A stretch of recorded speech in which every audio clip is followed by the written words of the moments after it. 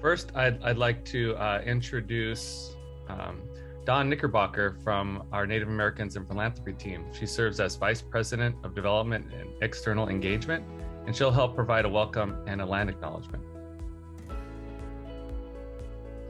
Uzu Ani, everyone. I'm Dawn Nickerbacher. I belong to the Anishinaabe people from White Earth Nation, called Gawababaganakag in our language. I'm enrolled in the Minnesota Chippewa tribe from the Ottertail Pillager Band of Indians. I spent many of my formative years in the Pacific Northwest region, many friends and family members and relations there.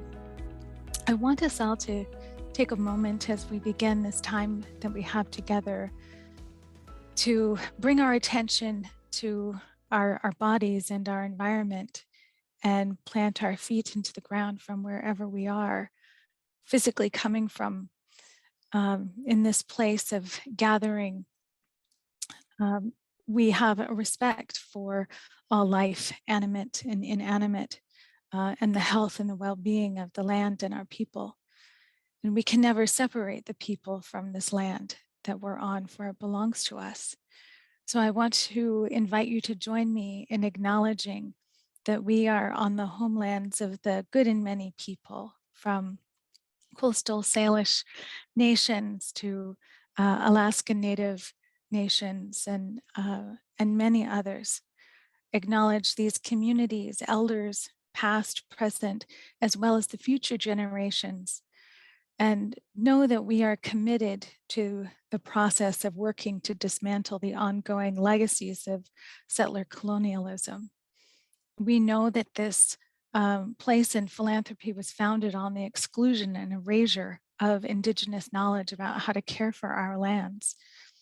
And we at Native Americans in Philanthropy and our partners are obligated to support and educate each other with accurate information about the true history of our people and our land. And hopefully together during this Tribal Nations Initiative and gathering that we find ourselves at today, we can commit ourselves further to truth of where wealth comes from, where it has accumulated, how it's harmed people and Mother Earth herself, and work toward healing and connection. And I appreciate the opportunity to be here, and I'm looking forward to what this gathering can bring for all of us. Thank you, and I'll pass it on to Greg. Miigwech. Thank you, Don, for that. And we do have Chairman Forsman from the Suquamish tribe also with us today. And I'd like to give him the opportunity to welcome everybody on behalf of the Northwest tribes. He's president of the Affiliated Tribes of Northwest Indians. Okay, wasn't expecting to say anything, but more than happy to. I'm Leonard Forsman, chairman of the Suquamish tribe, and here on the Fort Mass Indian Reservation at Kaina Lodge. And I appreciate the opportunity to say a few words as president of AT&I. Really looking forward to us setting some lofty goals for investing in our tribal governments as we work so hard to protect our ecological infrastructure. Infrastructure seems to be a buzzword right now, so we want to make sure that people acknowledge that as well, because it has great value and very important for the economy. It's very important for culture, spirituality, our mental health, our way of life. All those things are so important. Our ceremonies, all those things are so important. I'm talking to everybody already knows these things, but we got to continue to keep repeating them. So looking forward to this opportunity, and really proud of NAP and the work they're doing, and the leadership that they have to be a visionary force as we move into the next phase of this important part of our history. And look forward to hearing more today. So, Joel, thank you for the opportunity to say a few words. Thank you, Chairman Forsman. I'm coming at you from beautiful Suquamish, people of the clear salt water, just right up the road from where Chairman Forsman is speaking at Kaina Lodge, and really appreciate the hospitality from you and the entire tribal community here. And you, as you mentioned, the NAP team and the work we do here. Next, I'd like to introduce the captain of our ship, CEO Eric Stegman. Thank you, Joel, and it's really an honor to be here. Thank you so much, Chairman Forsman, for your opening words and your partnership, and also thank you, Don, on our team for your land acknowledgement and your good words. It is really a pleasure to be able to kick off the beginning of our regional listening tours for this exciting new Tribal Nations initiative. Just by background, I'm Eric. I'm the CEO here, and my mom's family's from the Carry the Kettle Nakota First Nation up in present-day Saskatchewan. And a lot of, what I was excited about with this initiative when I joined NAP in February of 2020 is that I come from a tribal law and policy background. I've been working in the domestic violence and criminal jurisdiction space, tribal welfare, and a lot of other places. And as I started to work more with the private philanthropic sector, I started to realize a real absence of our tribal leaders and our tribal nations at those tables where billions and billions of dollars of philanthropic funding is going out the door. And so, sorry for the airplanes here. I'm at the Intertribal Ag Council Conference in Vegas. And this is really the beginning of a pretty big new initiative that we're really excited to have you all shape with us. We realize that, NAP, Native Americans and Philanthropy, we've been in the field for over 30 years, and we advocate for all our tribal communities, but we can only do that effectively if we also have our tribal governments and our tribal program staff at the table. There's so many important ways that private philanthropy could be investing in our communities and routing all that funding to where it needs to go. But in order to do that, we need to have a new platform where we can build relationships and meaningful relationships with philanthropy to actually do those kinds of investments. And that's what we're beginning here today. I just want to really thank Greg on our team, because when we first connected on this, it was supposed to be a half-an-hour chat. It turned into like an hour-and-a-half call where all we were doing was thinking about big ideas for our tribes and how we could better bring them into the philanthropic sector. And now we're honored to have Joel on our team here too. So just thank you all for being here. I'm really excited to listen and learn. We are really planning to shape this initiative based on what we hear from our community, from our tribal and community leaders. So you're going to be the driving force in this hopefully big new platform to get more philanthropic funding to our communities. Thank you very much, and I'll kick it to Joel. Thank you for that, Eric. And as you mentioned, we really want to hear from you as tribal nations and foundations working with tribes.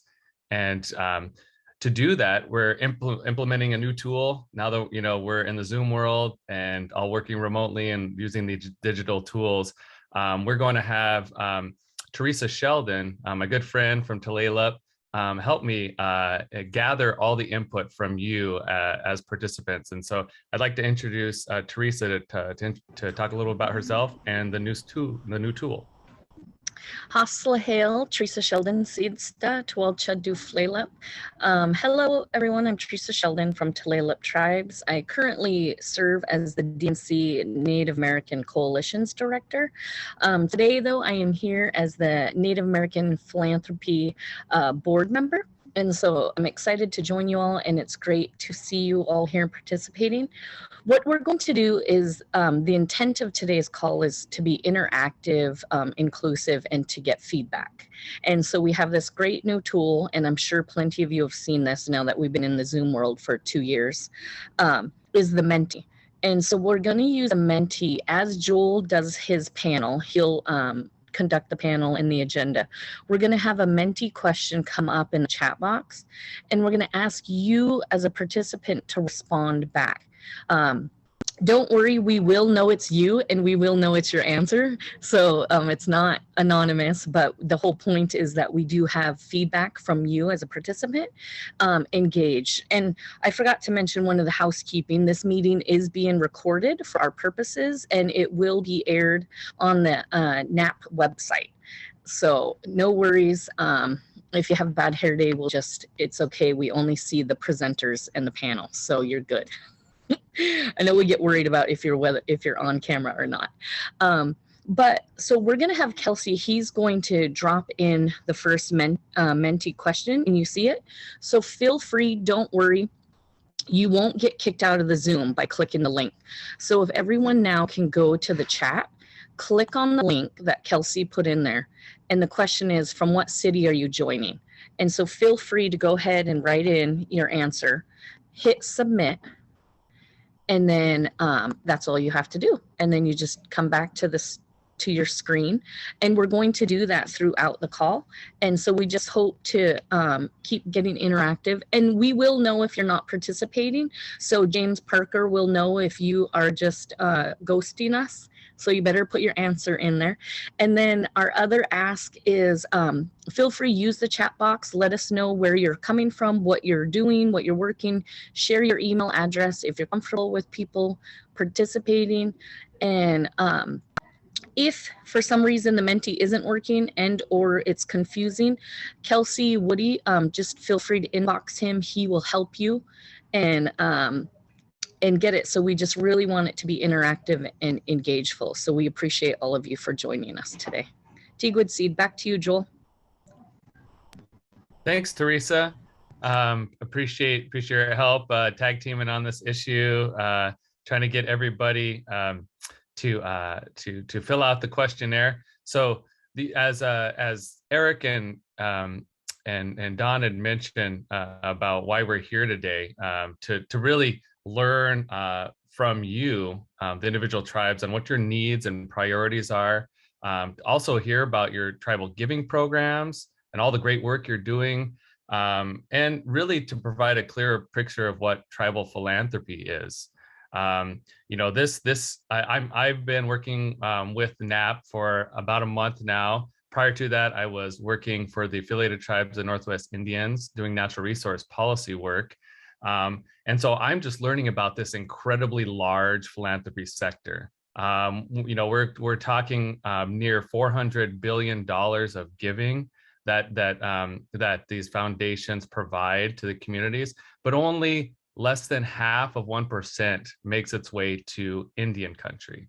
And so these listening sessions are going to be key to understand where the funding gaps are with tribal nations, where the needs and priorities are, so we can connect and provide more support to tribes and connect them with the philanthropy sector to help accomplish the initiatives and the priorities back at your home tribal nations.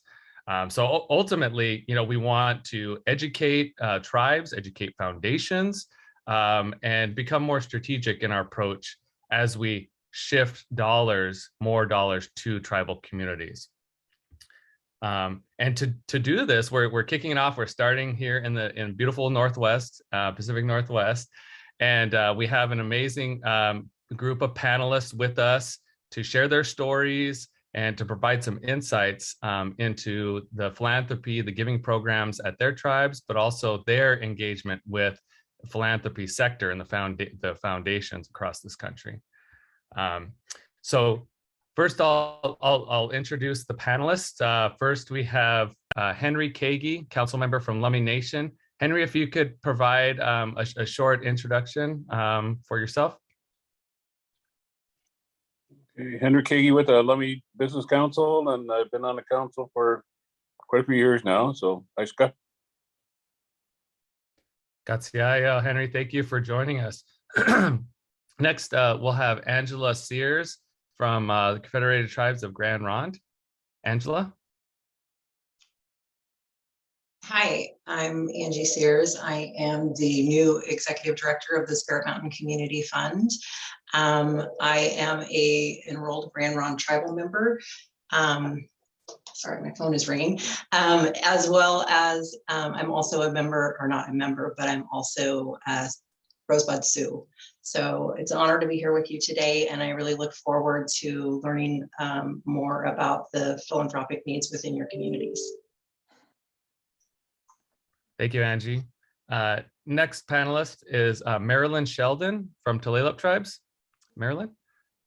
Hi, everybody. My name is Marilyn Sheldon. I'm a Tulalip tribal member, proud to be here.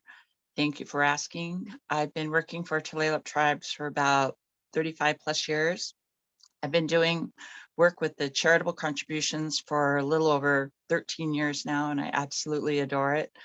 I love to golf, and I'm grateful that we are gathering to talk about some of these important facets and hopefully be able to go to the next level. I'm excited. Thank you. Thanks, Marilyn. And our final panelist today is Casey Mitchell, Treasurer for the Nez Perce Tribe. Casey? Tatsalak, Oiklom Huma, Kalatiwanam. In Maniquas, we add to a hike. Soyapotimki is Casey Mitchell. Good afternoon, family and friends. My Mimipu name is Sun Necklace, and my English name is Casey Mitchell. I just want to say that it is an honor to be amongst all of you, and I'm into my 5th year of my 2nd term as the Nez Perce Tribal Executive Council member. I served as the secretary as well as treasurer, and I'm the chairman for Budget and Finance Subcommittee, vice chairman for Natural Resource Subcommittee, and vice chairman for Climate Change and Energy. And look forward to today's panel. Thank you. Katsiaya, Casey, thank you. Yeah, Casey and I go way back. We're classmates, going to Lapway Elementary and Middle School. Good to see you. Before I start, I just want to check in to see if everybody had a chance to click on the Menti link and fill out the first question. Hopefully everybody can get in and access that tool, because as we go into the first question for the panelists, another Menti question will pop up, and actually for this.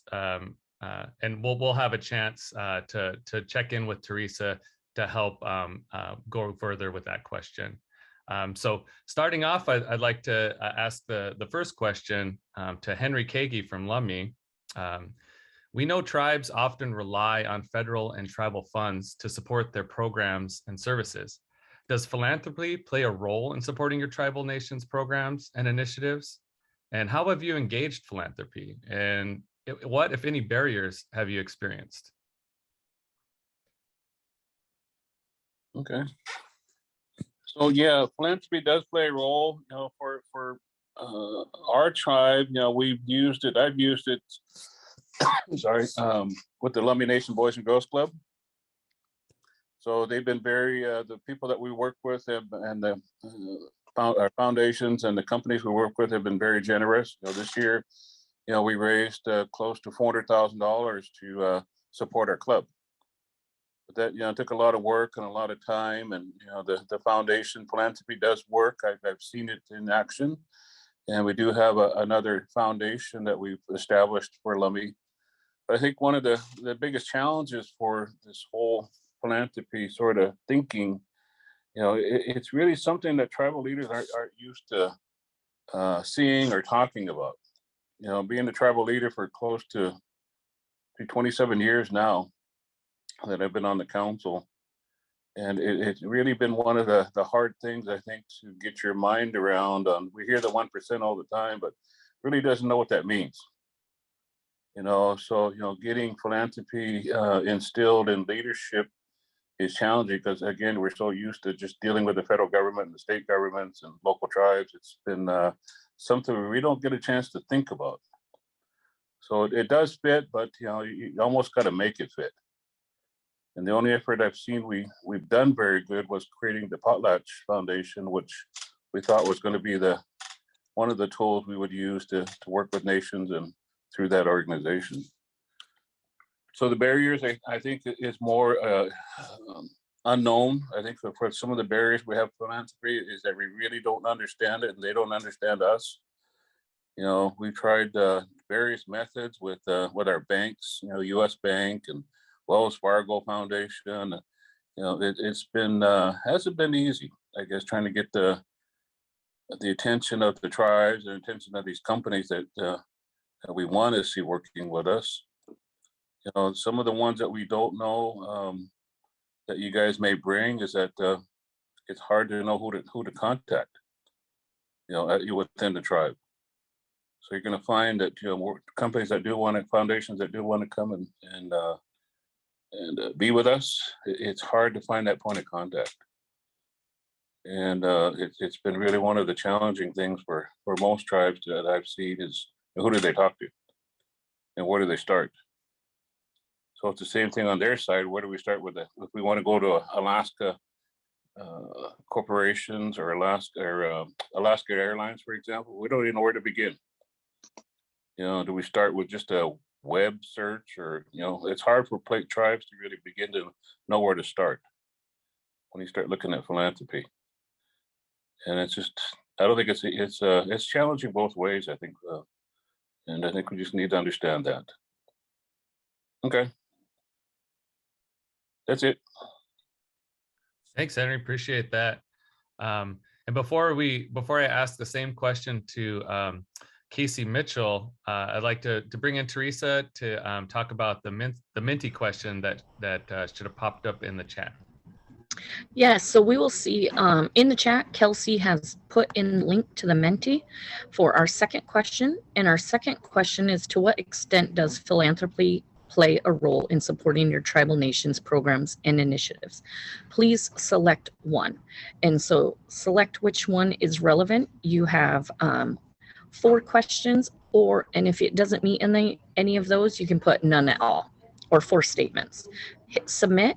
If you get stuck on this pink purplish page, if you go down to the bottom, you'll normally see your Zoom, the blue camera. Just click back on that and it brings you back to the Zoom page. So feel free to fill that out now. Thank you, Joel. Thanks, Theresa.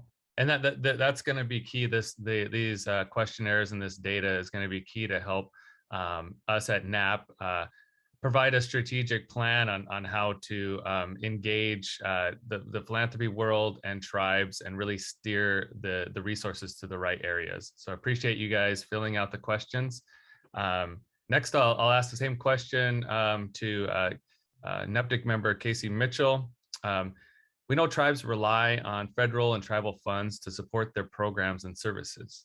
Does philanthropy play a role in supporting your tribal nations programs and initiatives?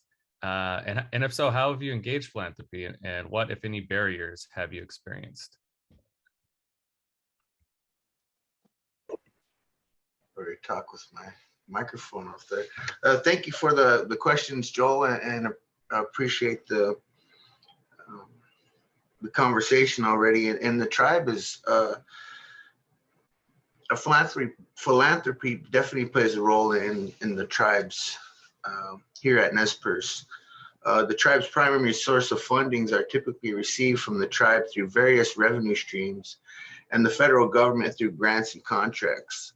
But we also have programs within the tribe that just in thinking about it, you know, the tribes everywhere are giving tribes, not only to their own people, but to the community around them as well.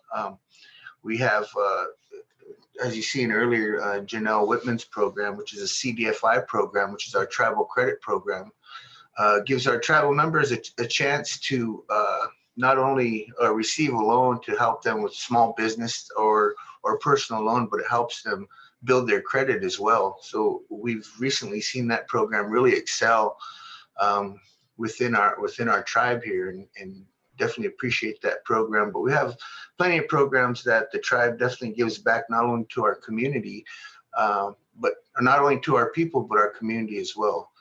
We have our local education program, which is funded by our enterprise and casino revenue, where we allocate funds to local education programs. Would it be schools or culture camps, things like that, where they can apply for the funds and receive funds each year to help with their programs. And then we also have things for our elders, as far as we have a wood service program where our tribe, our forestry program goes out and cuts wood and delivers it to elders. you know, elders that, you know, may not have sons or grandsons, but all elders in all.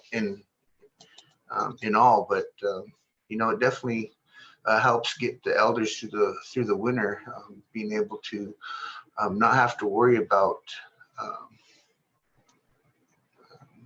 having wood throughout the winter, because winters are getting colder. So those are just a couple examples of some of the programs that the tribe has. We have a lot more, but there's a couple I wanted to also talk about recently. So projects have been funded by Philanthropy. As example, recently a conservation easement was purchased by the Nez Perce tribe in Oregon through grant funds awarded by 7 Oregon foundations in the amount of $670,000. Every foundation that gave belongs to the grant makers of Oregon and is one of their goals to support tribes of Oregon. Even though we are located in Idaho, our tribe, our usual custom areas extend into Eastern Oregon, Eastern Washington, Montana, and Wyoming, and Southern Idaho. So like for me, my blood in where it comes from is the Wallowa, which is in Eastern Oregon. So we do a lot of our usual customs, hunt, fish, and gather still in that 13 million original acres that we roamed before the United States came to be. So back to the 670,000, that is the first conservation easement solely owned by the tribe of Oregon. This project was considered a win-win with the tribe and the funders. And another one we got was, it's called Watkaweekton Collection, which was Ohio Historical, I can't remember their full name, but they had that artifacts for us for 25 years, and they finally returned them. And with that, they returned that 670,000 that we paid them to have that. So, you know, that was like I said, mentioned before, a good win-win. Another one, I know we get close to time here, but another one is our Wistek Namit, which means to give and share in our Nez Perce language. In 2016, Wistek Namit, a charitable 501c3 nonprofit organization, was formed by tribal officials and supporters to increase opportunities for Nez Perce tribal programs and community projects to enhance the Nez Perce community and culture, and to help fill funding gaps for important tribal programs and services. A couple of those desired outcomes for that program was to become eligible and increase opportunities to apply and receive grant funding from foundations, to enhance and diversity new funding sources for the Nez Perce greater community. And you know, some of the other things I wanted to mention about philanthropy is the issue is that national, and Joel mentioned this before about the less than 0.5%, meaning, you know, from charitable foundations. So I think that's really important to mention again, because it's just a small percentage that tribes actually receive, and which feels like the level of fairness is not there for us, considering how much tribes do give not only to their own people, but to the program or to the community around them. So I feel that, you know, definitely this conversation will help us get out there the understanding of tribes and you know, be able to leverage some of these funds. These funders, for the most part, require that the application are nonprofit 501c3 organizations and do not reorganize the 7871 status of tribal nations. Online portals nearly always require IRS designated 501c3 number. And as far as tribal philanthropy organizations, they are few and far between, and most often serve only their own communities with grants and charitable donations. So I'm trying to keep track of where I'm at within the questions. So I answered the first one. I'll talk a little bit about the barriers, but before I wanted to do that, I just wanted to mention that the Nimipu Community Development Fund, which is that CDFI I told you is a 501c3, is certified as well. The funds offer the tribe community loans. Oh, I mentioned this, sorry about that. Going over my own notes again. How have you engaged? How have you engaged philanthropy? The tribe has not been able to consistently connect with philanthropists in a meaningful way, because at this time there is no known way that funders and tribes convene on regular basis so they can, and run into the barriers so they can develop long-term professional relationships. There are few local foundations in Idaho. Some funding requires too large of a match. I think that happens often with the philanthropy. The funders may fund some received opportunities, but they are not flexible enough to adapt to the needs to the tribe. It is not obvious that all philanthropy has built in equity provisions. Rural and tribal geography is a huge barrier. We wonder why funders even think about the tribes or rural America.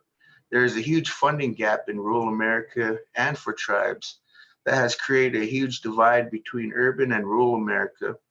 Philanthropy can be a bridge builder to close this gap with intentional focused funding on long term. And then just a couple more barriers, because when we looked into the barriers, we really figured that there is a lot out there for tribes. But I think through what we're doing today and would be able to help us leverage for some of them, the funding that's out there. And some of our barriers for applying is, tribes are often unaware and that they could solicit philanthropy sources of funding. Philanthropic funders do not often give the tribes because they are unaware of tribal needs, and that's a big one. Is that and plus for us, I think the tribes are for us to be able to really say what our needs are. Because a lot of tribes are really self-sufficient, but there are areas that tribes definitely need help in, and being able to voice those needs is a big part. They do not hear from tribes and therefore do not think to expand their services in that direction. Many tribes, particularly small ones, do not know where to find the foundation funding to form a tribal nonprofit is complex and takes time. So those are some of the barriers that we're able to come up with, not only on our end, but we see that throughout other tribes as well. And I believe I covered most of those questions, Joel. Yeah, I think you did, Casey. I appreciate all that insight. That I appreciate you and Henry talking about individually what your tribe's relationships are with foundations in the philanthropic sector, and you detailed a lot of both you and Henry of the barriers, and so that's really going to inform what we do here at NAP, so we can provide more systems of support, technical assistance, more opportunities for collaboration amongst tribes, and more opportunities to connect and meet those foundations, those funders. So, great information from both you and Henry. Really appreciate it. Next, so we'll go on to the second question, which is also for you and Henry.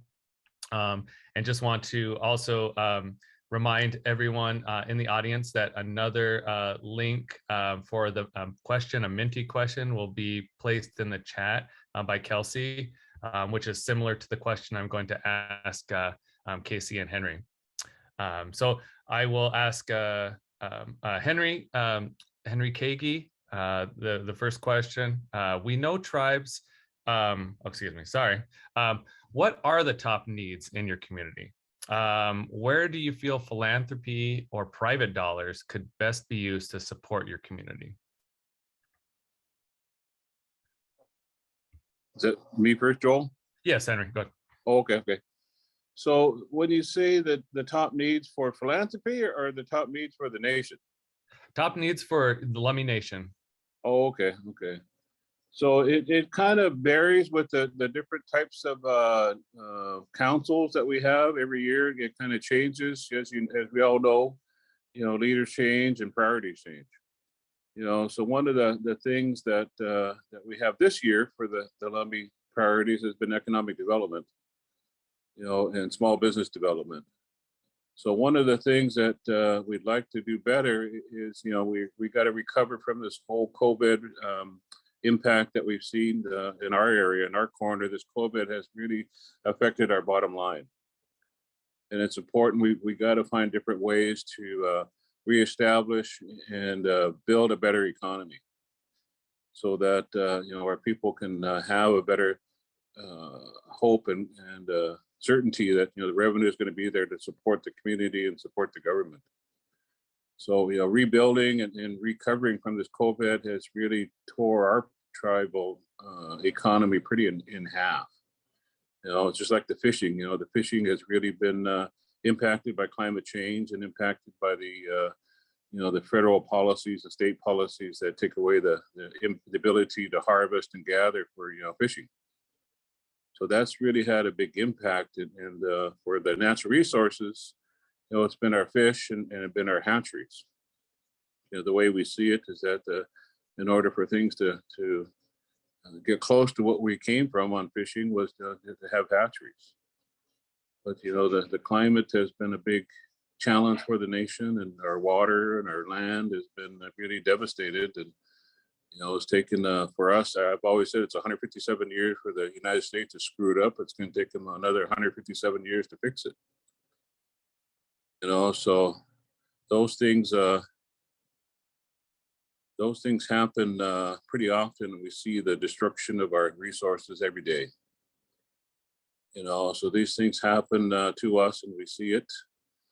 Education is also a top priority for our people. We have our Northwest Sydney College that we support our kids. We have our youth activities that support our kids. And we've always tried to, find ways to support youth, and very thankful for the things that the philanthropy brings is the support for the kids. So a lot of it, as you look at federal funding and state funding, there's not much funding for children and activities, sports programs especially, and academic programs. So we're gonna, the STEM program, we're gonna try to set up for the Boys and Girls Club. So we really want to focus on those things through our club on the STEM program. And our elders is another one. Elder housing, elder care is also a big one for us. Is that the elders have really been impacted, and as we all know, elder care and long-term care for our people is not enough. It's not enough money to support our elders. And elder abuse is a big one.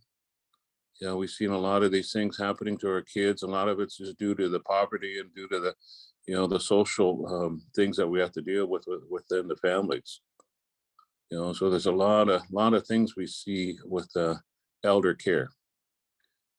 Health is another big one. We're building a new clinic this year, so we haven't looked at philanthropy money to support our clinic, but the health facilities are something that is important to the Lummi. And then I'm down here for a housing conference right now. So housing is a big one.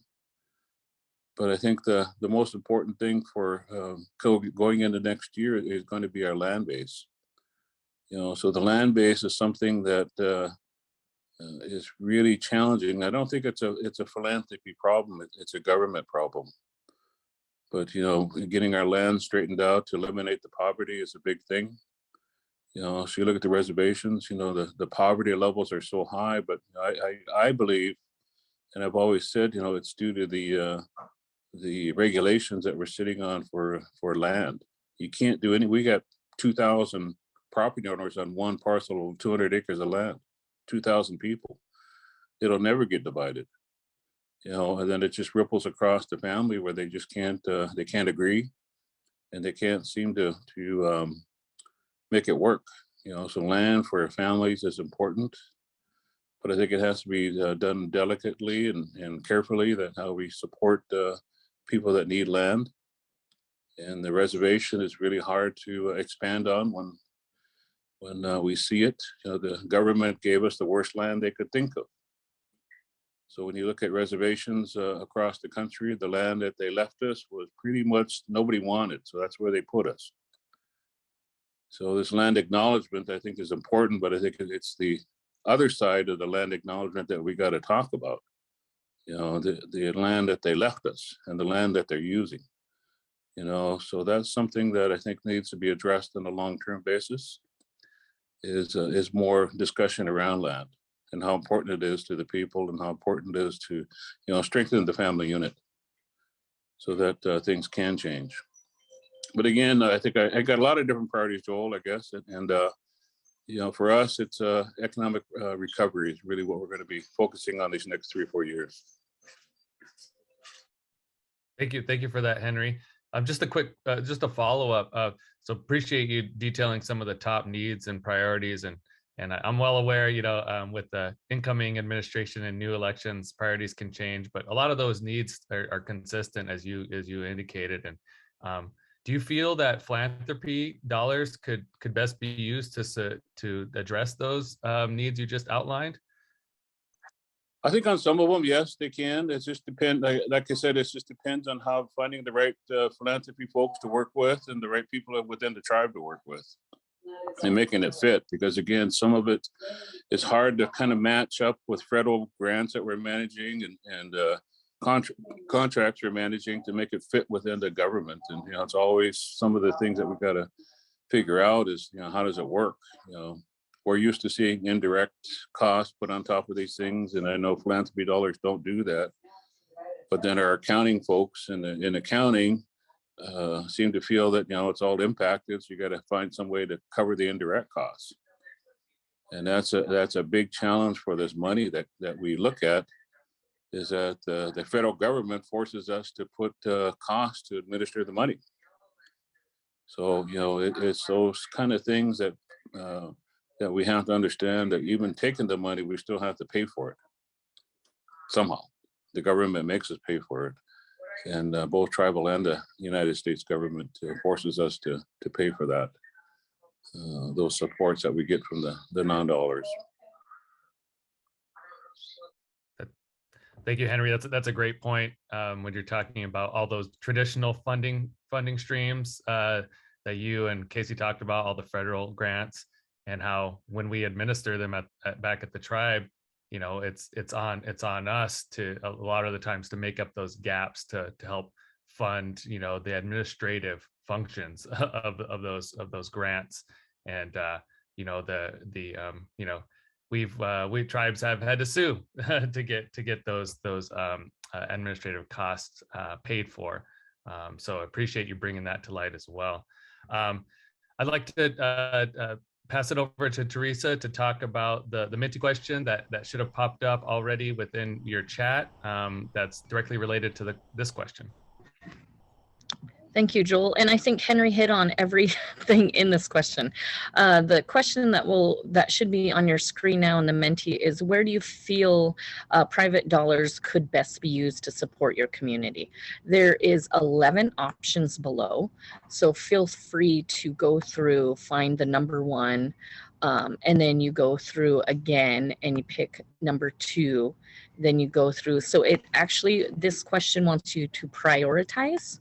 And so example, first one's housing, second one language, third one education, and on through through it. So we're just asking you to take a moment. This one's a little longer, and we thank you for the 40 who have been actively participating. I'm not going to call out the rest of you who aren't, but just know it's never too late to jump into the Minty and start.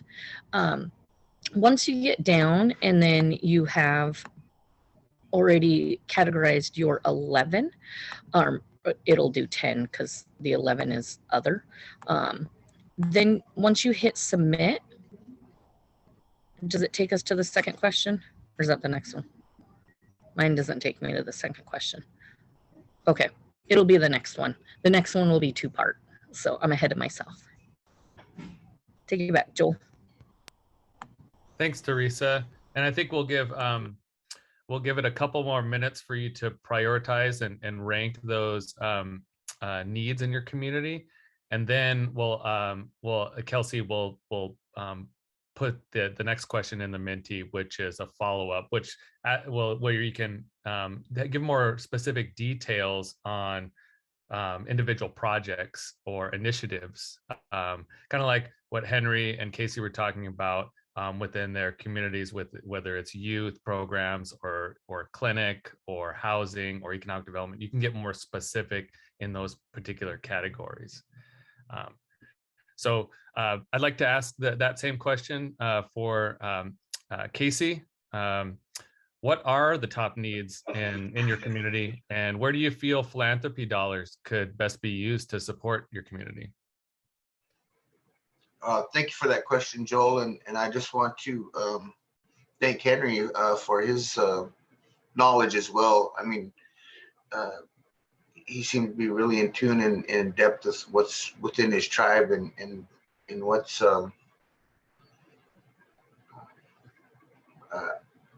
I guess great in some aspects is, and then kind of tough in others is, even though we are tribes of a different location, a lot of those same things apply here at Nez Perce as well.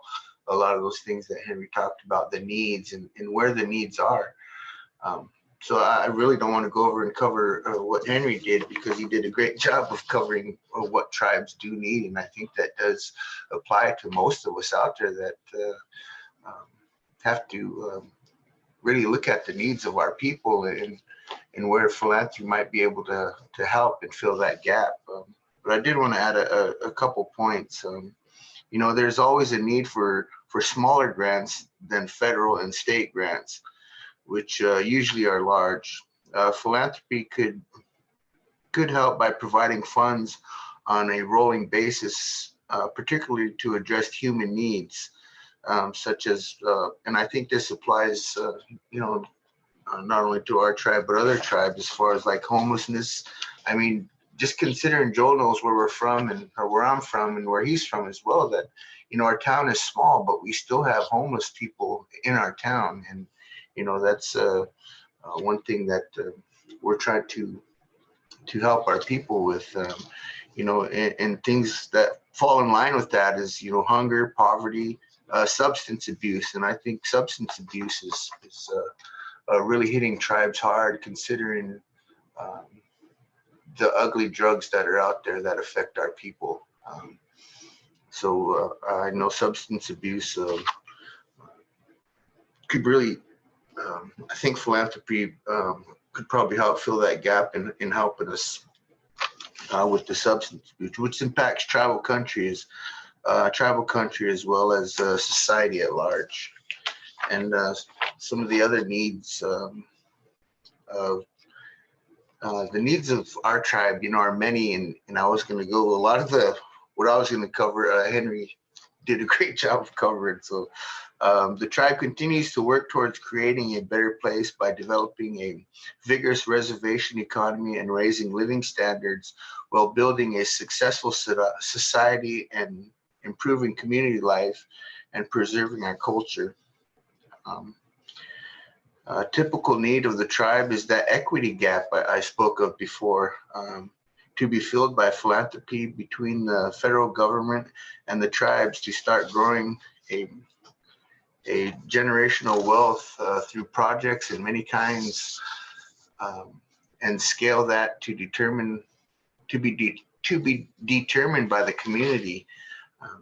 And I think, you know, what the community has to provide and the information that they have would really help to determine the projects that I guess travel programs and us here on the council would be able to provide for our community, because it really is the needs of our people that need to be voiced in order for us to communicate that to funding sources that would be able to help us. So the community plays a big role in our job in being able to speak for the community and speak for our community and help look for the necessary funds that are out there.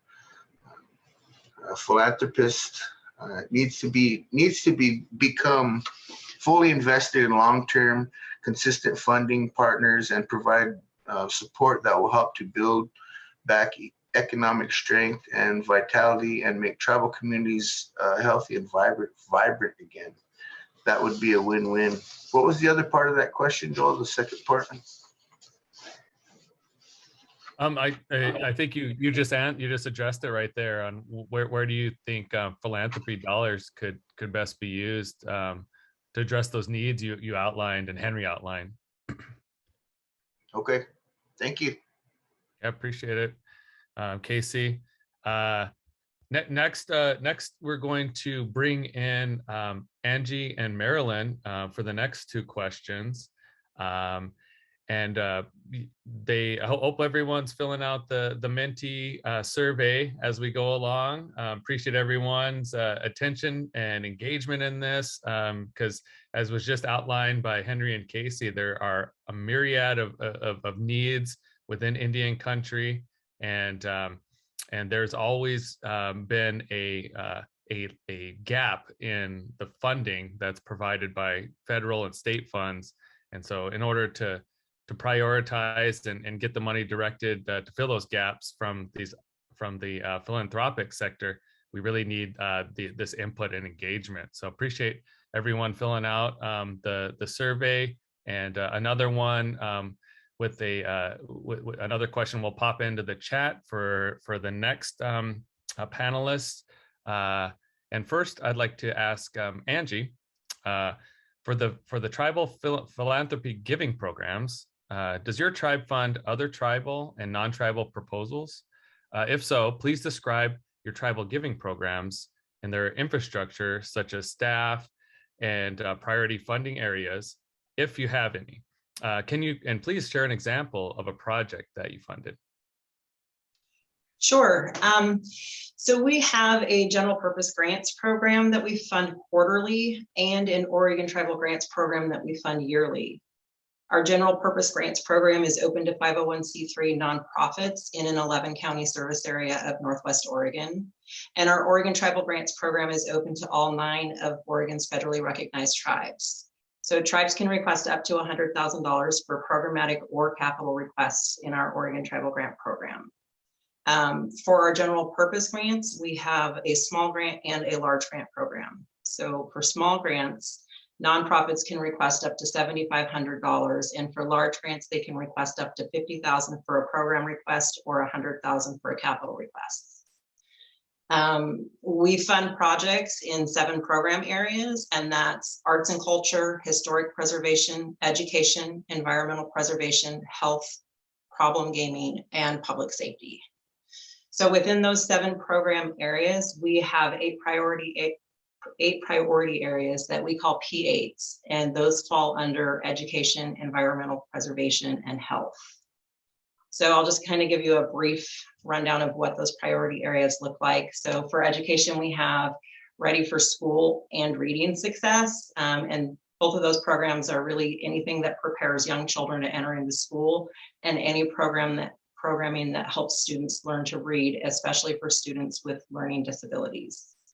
And then our other education P8 area is Effective Education for All, and that's a lot more broad category, and that could include after school programming, tutoring, summer school programs, basically any type of programming that's going to help students succeed in school with the end goal of graduation. For our environment P8s, we have environmental justice, which focuses on communities that are adversely impacted by pollution and don't have the ability to change their circumstances. And so these are programs that promote the fair treatment of all people with respect to development, implementation, and enforcement of environmental laws, regulations, and policies. And then our other environment priority area is river health, and that really focuses on projects that restore our rivers and the ecosystems that they support, including water quality, river habitat conservation and restoration, fish restoration, and reducing toxic pollution. And then our last category for priority areas is health, and that's got a couple different subcategories under it as well. So the first one is healthy parents and healthy children. And that focuses on domestic violence and child abuse or neglect, as well as the pre and postnatal care programming and the overall health needs of children. And then we also have prevention and treatment programming under health, and that focuses on mental health and adverse childhood experiences. So this is a focus on emotional, psychological, and social well-being for people experiencing mental health issues and high ACEs. So we also support the underlying issues, such as addictions to drug and alcohol, PTSD, and suicide prevention. So those are our grant programs. We do get grant requests and fund projects in our general purpose grant program for Native American focused nonprofits, such as NARA, Native American Rehabilitation Association, Native American Youth and Family Center, NICWA, the National Indian Child Welfare Association. But we also fund nonprofit organizations that may not necessarily be Native run, but they are doing Native focused programming and are working with Native run organizations. An example of that would be Forward Stride. So Forward Stride offers equine therapy services and has partnered with NARA for several years. Their Tribal Horse and Human Partnership project worked with 40 Native youth, veterans, and women from the Portland metro area who were currently being served by NARA. The premise of this program was to improve the quality of life for participants through a variety of equine facilitated learning sessions and workshops, and supplemental equine facilitated psychotherapy services. So the goal was to reduce suicidal ideation, depression, and substance abuse in Native American populations. And I believe that we supported the partnership between Forward Stride and NARA for the past 2 years.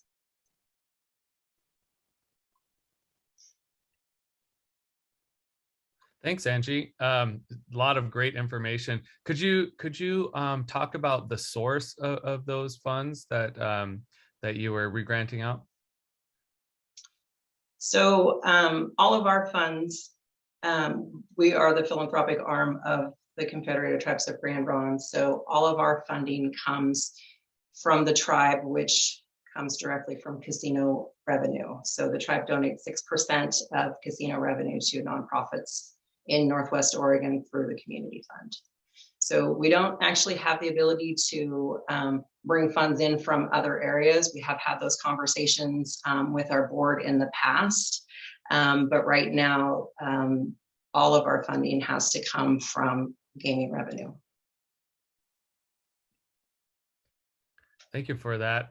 How do you have a little bit more information on when the foundation was created, and how big is your infrastructure? How staff wise? So the community fund opened its doors in 1997. I believe the casino opened their doors in October of 1995. And I think we funded our first grants in 1997. And since then we've given out a little over $85 million. We are a fairly small staff. Typically we have 4 staff members. We have an executive director, a grants coordinator, a program coordinator, and an administrative assistant. Wow, 85 million.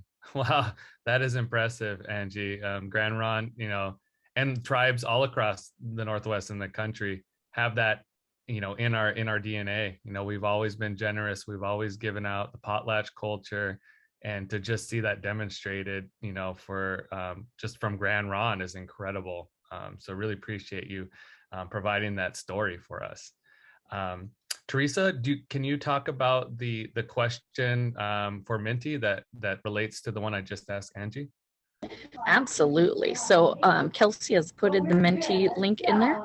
What it is, our next one is, does your tribe's giving program fund tribal or non-tribal proposals? So specific to your tribe. So my tribe does not have a giving program, gives to only tribal proposals, gives to only non-tribal proposals, or gives to both. Hit submit and we're on to the next. Thanks, Theresa. And then after we give you some time to fill out to answer that first question on whether your tribal giving program provides grants to tribal or non-tribal grantees, then there'll be a opportunity to talk about priorities of that giving program, like Angie just talked about the 8 that Grand Ron focuses on. So I will ask Marilyn the same question I just asked Angie regarding your giving program at Tulalip. Does Tulalip fund other tribal and non-tribal proposals? And if so, please describe your tribal giving program's infrastructure. And if you have, and can you share an example of a project you funded? Thank you for the question. And yes, we are very similar, and we have a compact with the state of Washington. I believe ours started back in 1993, and we have 5 different sources of funding. 14.1 is impact from the casino, which is a general things like maybe the sheriff's office or state patrol or other organizations like fire department that we might impact. The next one is 14.2, and that's open for all 501c3s located in the state of Washington, including tribes. The third one is 14.3, and that's Tulalip tribal impact. So if there's something that impacts our people and our community, that would be your funding source. And the other 2 that I don't work with, but our government does, is smoking cessation and gambling addiction. And so the infrastructure is, I'm pretty much it. I work with 4 roving committee members. They are on the committee for 2 years, and we divide our giving up into 6 different sections based on arts, culture, education, health, natural resources, public services, social services, youth. And we do it that way. So that way, when we are at year end, we have a opportunity for raising hands where we bring all the organizations together and we recognize them. And it gives back to us in as much as it gives us the opportunity to work cohesively with them and actually have them sit together at tables where they can rub elbows and work cohesively together. And that we do that on purpose because we want them to succeed. We want them to use each other as resources. Our website is www.tulalipcares.org. We give out quarterly, March 1st, June 1st, September 1st, December 1st. And yes, we do utilize the 501c status unless you are an education or a government or a tribe. And for tribes, we have an easier process. You don't have to fill out all the paperwork. And I do help as many tribes as possible. And typically, if I can, I'll hand deliver the checks to them because they are important stewards. And we believe that it's important to help everybody. Our priorities are typically determined by our board via the approval process. They'll let us know which ones to really focus on and revise and such. And what I do and try to make sure that I set up the program so that it's easy. so that people can get on. And it's there's an example. As soon as you click on the application, there's an example. It shows you how to set it up, how to fill out the application, and I provide a cheat sheet. I'm one of the few departments in Tulalip Tribes that is audited by the state of Washington, and I take pride in that. So on our website, you will see a listing of all our programs, and when they do turn in a report, we attach it to their name so that if anybody has any questions, you see full circle that the money was given out, this is how it was used. And so it encourages the credibility of tribes and showcases that we are organized and that we are able to process this in a good way and we are fair. And we do that by having 4 different charity committee members who are tribal members who work full-time for Tulalip Tribes, and they're on the committee for 2 years.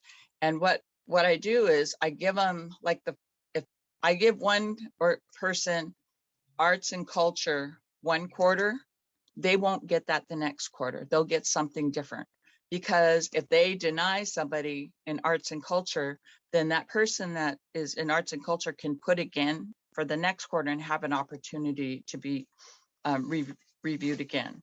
And as an example, in working cohesively with organizations, looking at the Boys and Girls Club that we've been funding for years and years and years, they work with an incredible number of our tribal members on a daily basis, feeding them and caring for them and really going to the highest level to look for ways to empower them and inspire them. Another one is Imagine Children's Museum. We've given to them, and initially they didn't want to work with us, but over time we were I was able to negotiate with them and ask them to work specifically with our very young youth at our Betty Taylor Early Learning System, as well as get the ability for all our tribal members to go to their museum for free. And it's the same with the YMCA. We have opportunity, we give to them, but we have free membership for all our tribal members, which is huge because it's a win-win-win. I try my hardest to work with different organizations that can benefit our people and benefit our community, like Studio East Theater. They bring story theater to the reservation and have that opportunity for our little ones, because there isn't a lot of things available for little ones out there anymore. A lot of that is closed up. So having that come to your reservation is fundamental. We work closely with Taro, teaching construction, our utilities for failed systems, junior achievement to help our kids learn financial management, our court system to help public defense and our court support. We've helped build a skateboard park, just a number of different things. Our police department, getting a drone program set up. We've worked with Housing Hope and helping to get homeless individuals. We are working currently on tiny houses and doing upgrades for them. Helped with our emergency management to get whatever the needs are during storms and such. We fund the parades, Bibida events for bringing our people out to the beach and being able to beach sane. We've helped Little League, our own museum, people. And we also have our own foundation, which we have also funded. And I'm proud to say that we have given out over 104 million since we've, and I know it's more than that, but because of COVID, it's hard to get the exact numbers. So I think that's my time. Thank you. Thank you so much, Marilyn. Wow. It's truly remarkable, but what you at Tulalip and Grand Ron and all the other tribes here in the Northwest have done for their communities, for their tribal members, but also for the non-Indian community as well. And just truly being great neighbors, great partners, and this is something that we want to showcase and highlight, but also look at how we can support and build those programs, those giving programs, those foundations to take them to the next level. And I really appreciate you sharing your story, you and Angie. The next question, which Kelsey will put a related question in the Minty chat, goes to Angie first, and it focuses on how NAP can provide support to you and other tribal giving programs. So what do you see as needed to support tribal philanthropy, and how can Native Americans in philanthropy provide that support to you? Sure. So, we have set guidelines that we have to follow when it comes to funding, when it comes to our funding abilities. But like I mentioned earlier, like things like education and health, those are our priority funding areas, and those are things that are really important to us. And I think, and it's actually those are actually our two largest areas that we fund, education and health. We funded 35% of our funding last year went to education programming, and 45% went to health programming. So I think, and we even heard some of our panelists earlier talk about the big need that tribal communities have in supporting those types of programs for education and health. And so I think something that could be helpful for us would be intertribal collaboration with NAP and other funders that may be able to provide additional support and grants for those bigger picture items that tribes need additional support in. And I'll use education as an example. So, and that could be funding education programming within tribes, or funding schools, public schools, or schools on reservations. But in those tribal areas where, which are, usually rural areas. So for instance, the Willamina School District is a public school about 10 miles from Grand Ronde. And they're the closest school for our youth to attend. And roughly 35% of the students at Willamina schools are Grand Ronde tribal members or descendants. So according to numbers released by the Oregon Department of Education earlier this year, the graduation rate for Oregon students in 2020 was 86.2%, while the on-time graduation rate for Native American students in 2020 was at 67.2%, which was actually down 0.5 percentage point from the year prior. The Willamina School District and many other rural schools who support large percentage of tribal students need funding assistance to provide necessary support for tribal youth. I know last year, or actually it was the year prior, just leading into before COVID hit, we were actually working on creating a youth grant making program within the community fund so that we could provide our youth with kind of a glimpse of what tribal philanthropy is, and really introduce them to community service and working with nonprofits. And we also wanted to work with the public schools to be able to have them use that as a learning tool and actually receive class credit for going through this program. And when we reached out to the school to see if we could put together something like that, they loved the idea, they wanted to do it, but they just didn't have the resources to do anything above and beyond what was absolutely necessary for education. So that's just an example of the things that additional support could do. So one of the tribes that we funded last year in our Oregon Tribal Grant Program said that only 58% of their freshman students were actually on track to graduate. And they submitted a grant to support a Saturday school program that would help keep their students engaged through a mentorship program with tribal elders. And the tribal elders would provide cultural and language teachings for students and help them develop a sense of well-rounded education that included a cultural foundation and ancestral ties. And And the Grand Ronde Tribe actually has a youth education department that works very closely with Willamette School District. And they provide after-school programming, tutoring, homework assistance, credit recovery programs for tribal members as well as tribal descendants. So I really think that any kind of additional support that our Native youth can get when it comes to keeping them in school and on track to graduate would be fantastic. Having another source of funding for educational programming, whether it be for a public school, a tribal school, or a tribal youth program would be extremely helpful in helping to increase the percentage of Native youth who graduate from high school. Thank you, Angie.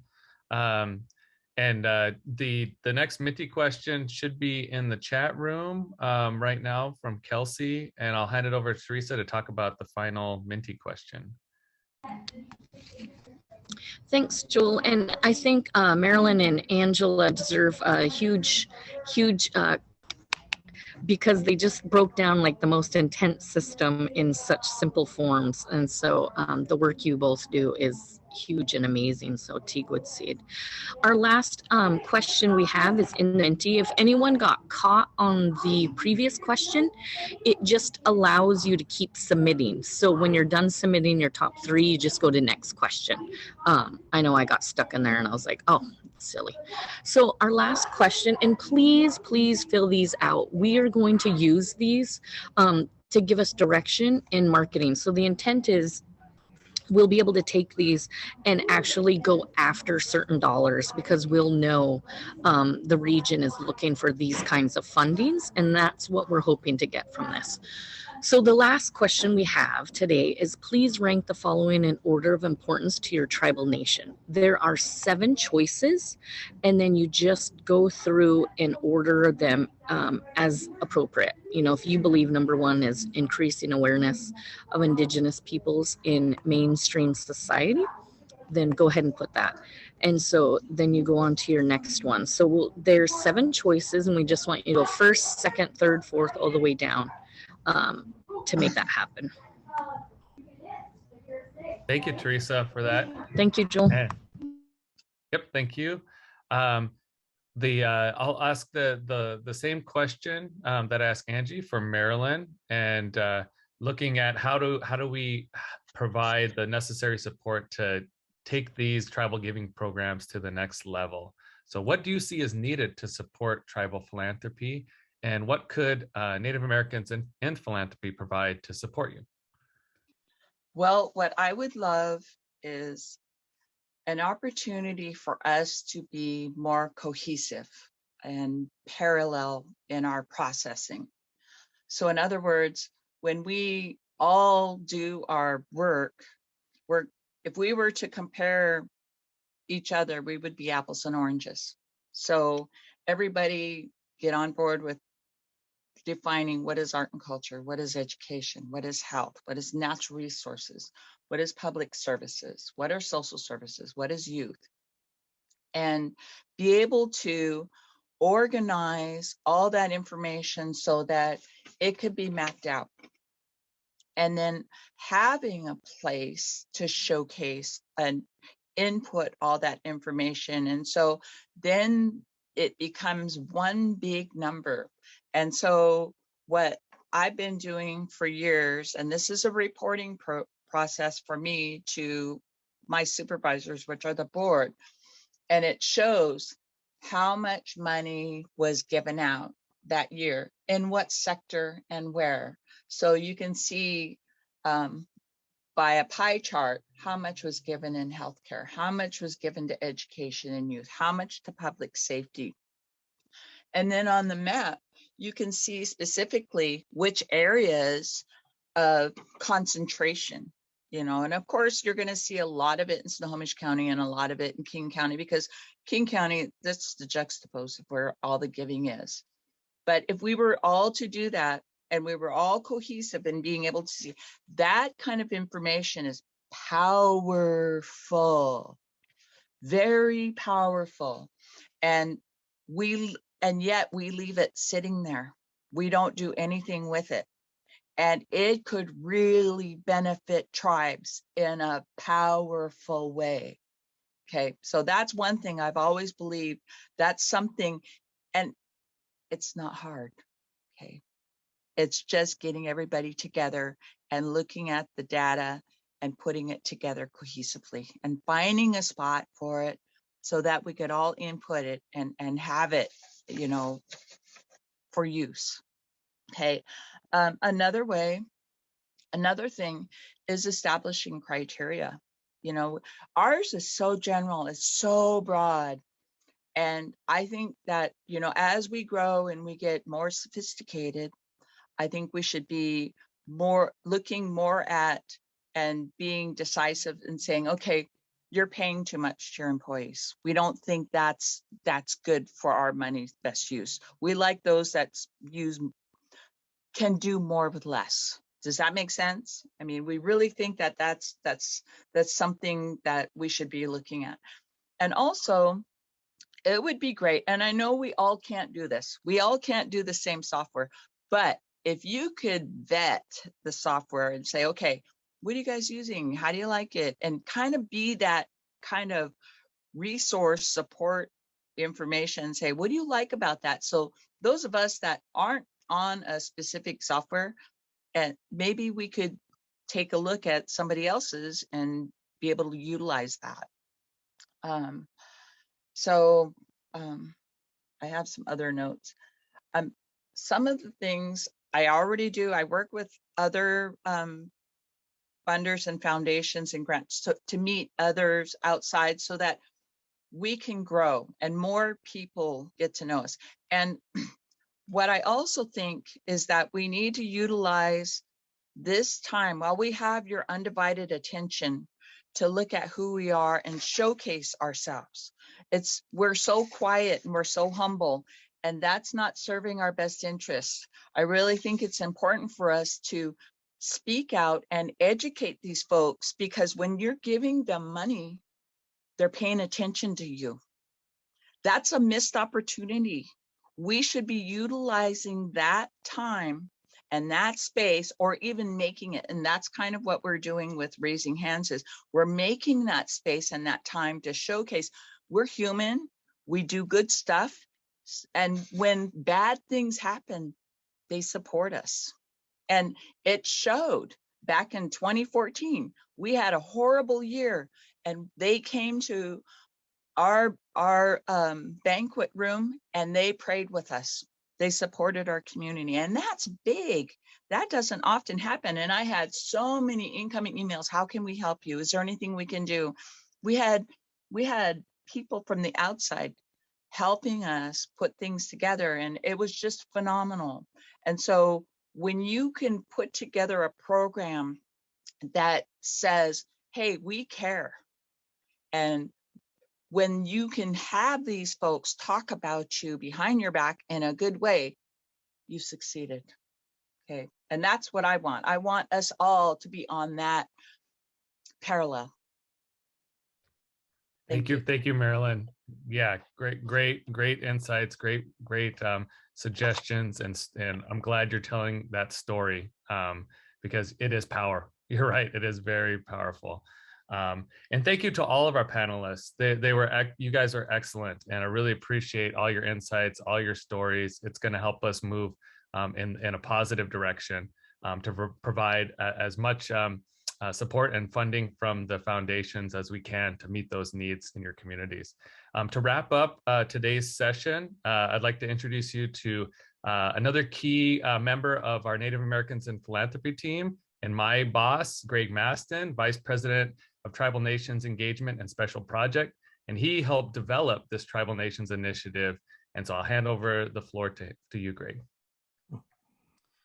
Thank you, Joel, and thank you everyone and the panelists for participating today. And my heart is so happy and warm from hearing all the great words today of the needs of our communities and the great work that is happening out there. And this is exactly what we wanted. We wanted to be able to capture what is going on out there, and as Joel so perfectly said earlier, so we can better connect the philanthropy dollar into supporting our communities and be more strategic about that. So I want to thank you all for participating today and giving your time over to it. And I hope that it was helpful to you and that you learned a lot of information. And if you want more information, please go to our website, nativephilanthropy.org. There's lots of information there that you can plug into. There's information as well on our Tribal Nations initiative. And this is a new initiative. So this is NAP being very strategic and intentional about engaging our tribal leadership and our tribal communities in a much more strategic and meaningful way. So when you get a chance, go to the website. Since we're low on time, I'm skipping through lots of my notes here real quick, but I do have some key announcements that I wanted to share with you all. One is, and it was actually brought up today, we are going to have our first TNI Tribal Philanthropy Leaders meeting on January the 18th.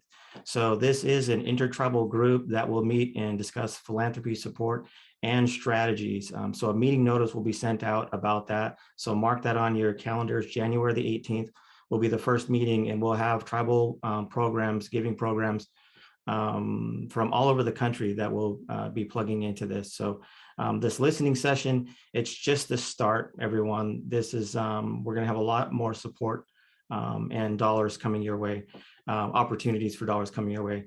The second announcement is that we are doing a lot of work right now in climate and conservation work. And so we're working with foundations, we're working with Native serving organizations, including NCAI. And so I wanted to flag this for some of you tribal leaders. One of the areas that has come up is in foundations supporting tribes in obtaining their ancestral lands back. So, and there's significant dollars that they're looking at putting into supporting this kind of work. So if you're interested in this topic, please contact Joel and he can invite you to those meetings. Also, we have our Native Youth Grantmakers program is now accepting applications. So please let any of your future youth leaders know about this really exciting program. Additionally, we are working with a group, some of them are regional and some of them are national, but they want to increase their support for tribal early childhood education and family engagement. So I think Angela was mentioning earlier about more collaboration and leveraging funding for those gaps and needs. So that is in process right now. So please contact us if you're interested in more support for early childhood education. And there's a series of other topics. But again, go to our website. I have a couple of last minute announcements, funding announcements. I'm really happy to report that Native Voices Rising, which is one of our key partners that we help to promote and even help to raise funding for them. They recently awarded $2 million to 88 grantees. So congratulations to Native Voices Rising. And we're so excited for all the work that they are doing. And also the Indigenous Earth Fund, led by Edgar Villanueva. They recently awarded $1 million to support tribal climate and conservation work. And I sit on their committee and I asked them ahead of time and they gave me permission. So I'm happy to announce that AT&I will receive an award from the Indigenous Earth Fund for $75,000. So congratulations to AT&I. And there's more in the works, AT&I. So I hope to share more good news with you very soon. And lastly, I want to thank Joel. He did a fantastic job today. Really appreciate the words that were spoken and your leadership today, Joel, and also for Theresa for really helping us. And this mentee system was kind of a new system for us, but I think it went really well. And as they already said, it's so important to capture that information. So we want to better align where those philanthropy dollars are going. So it's really key that we hear from you on where that money should be going. I want to thank all the panelists. They shared such amazing, we had lots of like back channel chats going and just amazing work that we're hearing that we keep saying, we got to get this out and we got to share this more with the philanthropy world. So thank you for the great work that you are all doing. And thank you to AT&I for partnering on this listening session and for all the work that you're doing to support our tribes. And as a last kind of a request, we have an exit survey. If you could all take a moment and fill that out, we'd really appreciate that. And that will help us to better conduct these listening sessions and areas that we can work on. And I thank you all for participating and spending your time with us today. And I wish you safe and happy holiday with your friends and family, and walk loud to you all. Thank you all.